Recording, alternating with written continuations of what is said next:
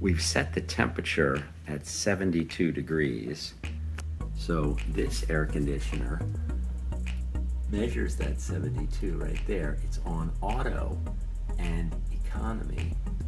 It's not running, which means the indoor temperature is held at the 72. And what's great about these 1950s houses is they've built these front porches.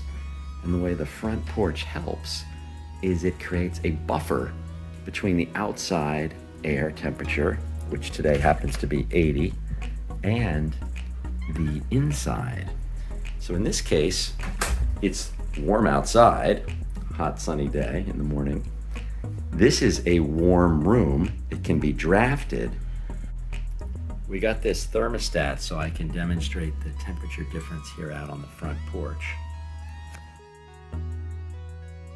On the front porch, I've opened the windows to create a cross ventilation and draft what is some of that warmer air. I've also bought a thermostat.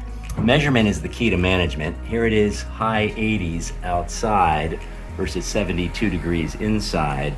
And monitoring temperatures is a way to maintain that net zero status with the sustainable home.